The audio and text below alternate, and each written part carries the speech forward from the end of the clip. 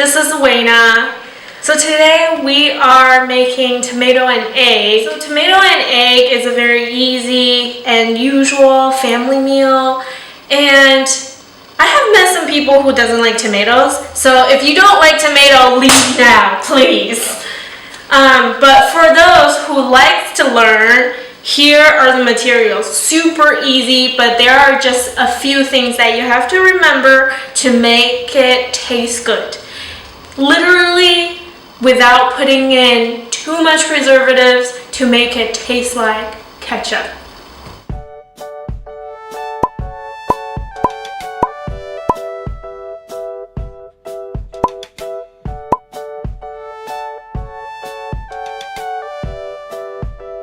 It's better to buy bulk eggs so that you can shake it. If it's not wobbly, then it's fresh. Now we cutting the tomato following its own lines and crevices. Then when you cut it into slices, the juice wouldn't get everywhere. Like so. Now you dice it. Now we're cracking the egg. You make a little crack on a sharp edge like the side of the bowl, and then you push your finger in, then you pop the egg out. Now let's see that again. Like that. You cracked an egg successfully, and we mix it.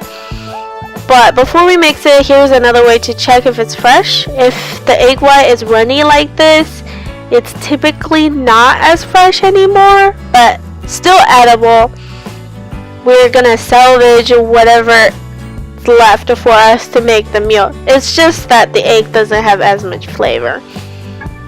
Then you beat the egg together. There isn't a specific way of beating it together. You can go clockwise or you can go counterclockwise. Doesn't matter, as long as you just mix it in very well. Like, you can stir it a little bit in the beginning, then you beat it. That would make the egg a little bit fluffier because there's more egg beaten into the egg. Like that. Now you see the egg is a little bit running down, kind of like half and half, but a little bit thinner.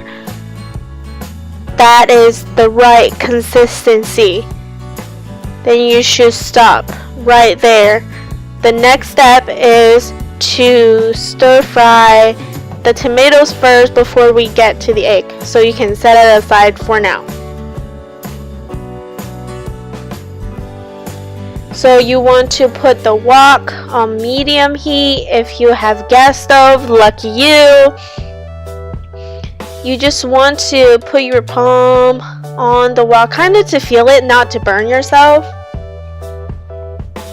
Well, if you have electric range like my old apartment, then you might just want to play a game or something until it's heated up, like hours later. Well, just kidding, but pretty long. When the wok is heated, you want to put the oil in. This is called hot wok, but cold oil. That's gonna prevent splatters. Not prevent, but less, at least.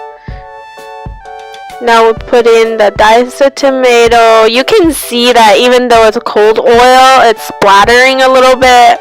Just not as much for your own safety. I prefer to do it this way. If you want to make it hot oil, hot wok, I don't know, man. You might need a fire hydrant.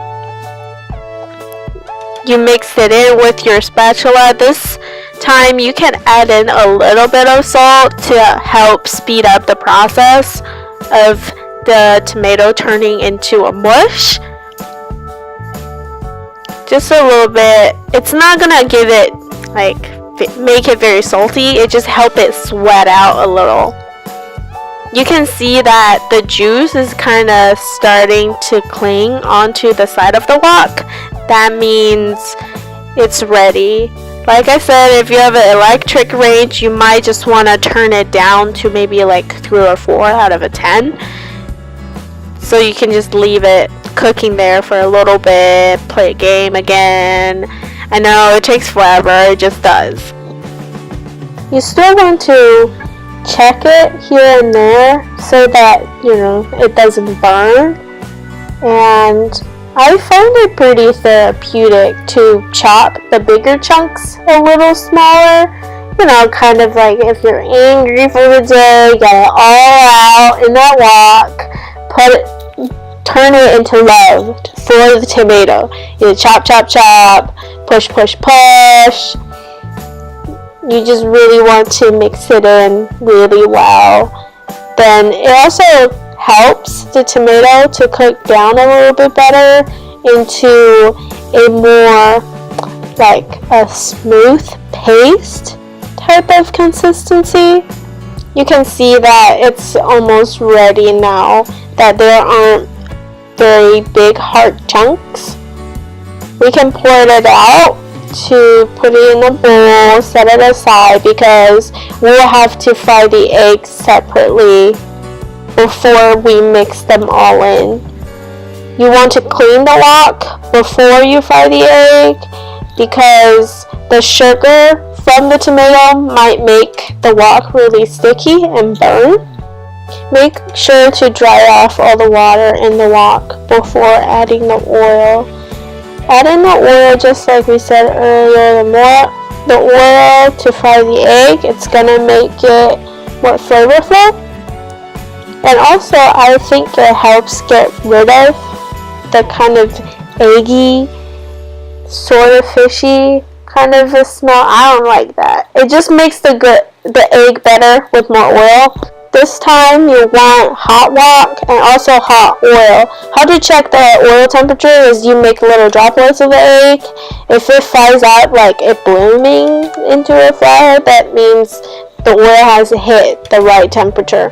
You want to pour in all of the egg mixture, but don't stir it just yet. Let it fry a little bit. Kind of making a blanket, sort of.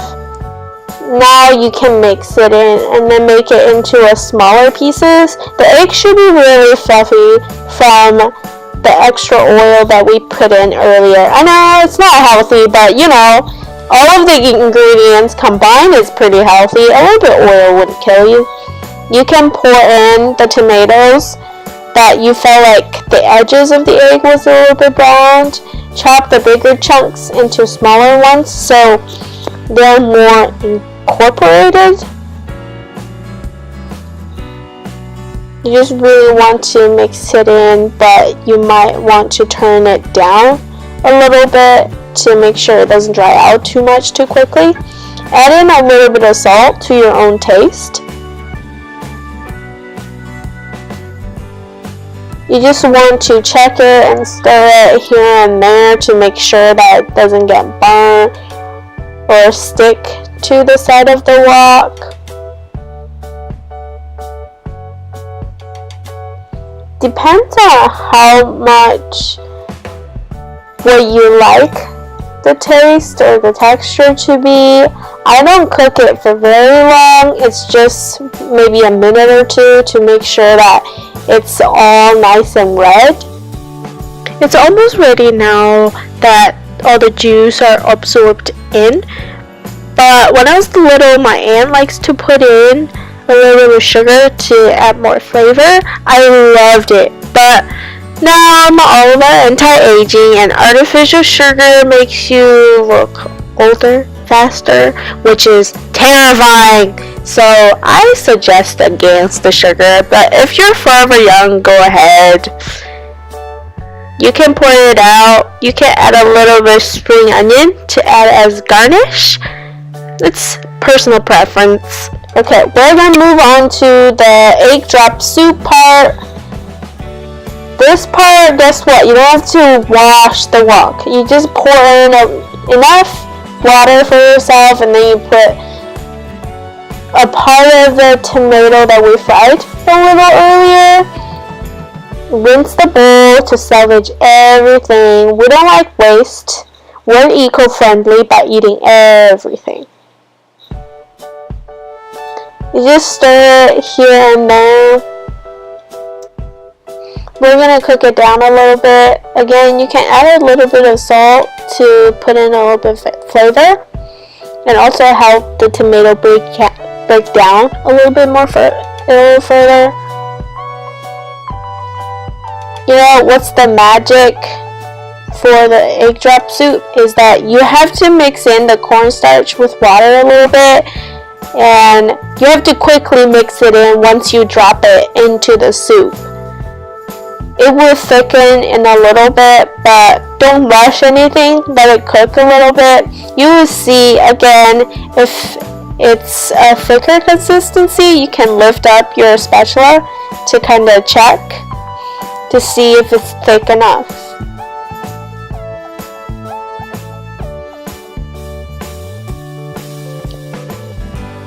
Here you can see it's clinging onto the side of the wok a little bit.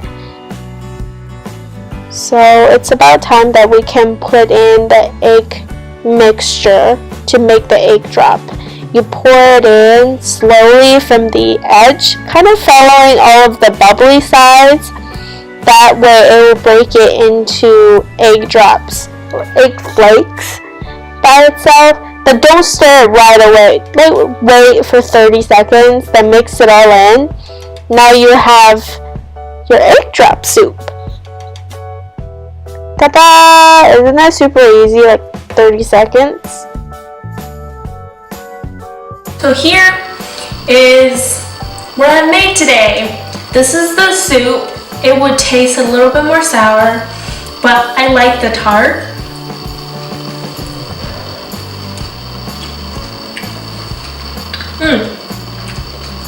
This soup doesn't matter if it's a summer, doesn't matter if it's winter, it always warms you up.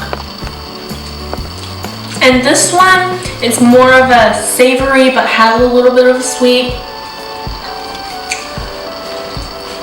This is like childhood all over again. But doesn't matter what I say, I don't think you're gonna believe me how good it tastes. Just make it yourself, and there.